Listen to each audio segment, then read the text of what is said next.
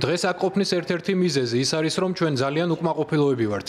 მე ძალიან უკმაყოფილო ვარ რუსეთით. ამას სხვა დროს განვიხილავთ, თუმცა ჩვენ ძალიან უკმაყოფილოები ვართ მათით და ძალიან მკაცრ ტარიფებს დავაწესებთ. თუ 50 დღეში შეთანხმებას ვერ მივაღწევთ. ტარიფები იქნება 100%-იანი. ამას მეორად ტარიფებს ვუწოდებთ. როგორც იცით, რუსეთ უკრაინასთან ომში დაახლოებით 350 მილიარდი დოლარი დავხარჯეთ და გვსურს რომ ეს დასრულდეს. ეს ჩემი ომი არ არის, ეს ბაიდენის ომია. მე ვცდილობ რომ ამ ომიდან გამოვიყვანოთ. მე იმედგაცრუებული ვარ პრეზიდენტ პუტინით. 2 თვის წინ მეგონა რომ შეთანხმებას მივაღწევდით, მაგრამ როგორც ჩანს საქმე ბოლომდე არ მიდის. ამიტომ ამის გათვალისწინებით თუ 50 დღეში შეთანხმებას ვერ მივაღწევთ, მეორად ტარიფებს დავაწესებთ. ეს ძალიან მარტივია, ისინი 100%-იანი იქნება. ასეა საქმე. იმედი მაქვს რომ ამის გაკეთება არ მოგვიწევს.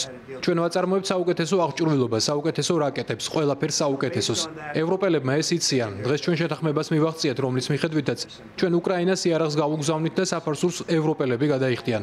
შეერთებული შტატები არაფერს გადაიხდის. მოკლედ რომ ვთქვათ, ჩვენ ვაპირებთ უმაღლესი დონის იარაღის დამზადებას და მათ ნატოში გაგზავნას.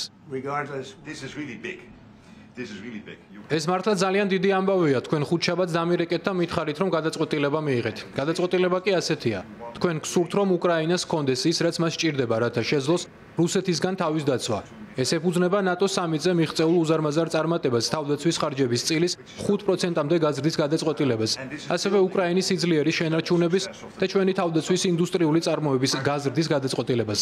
ეს ევროპის წარმატებაა.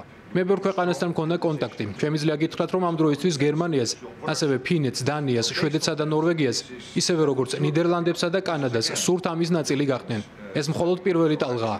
კიდევ ბევრი დაემატება. უკრაინა შეძლებს მოიპოვოს უზარმაზარი რაოდენობის სამხედრო ტექნიკა, როგორც საჰაერო თავდაცვისთვის, ასევე რაკეტებისთვის, საბრძოლო მასალისთვის და ასე შემდეგ.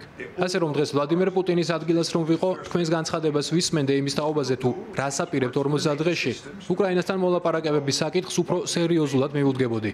რაც შეეხება უკრაინას, ეს მათთვის შესანიშნავი ამბავია.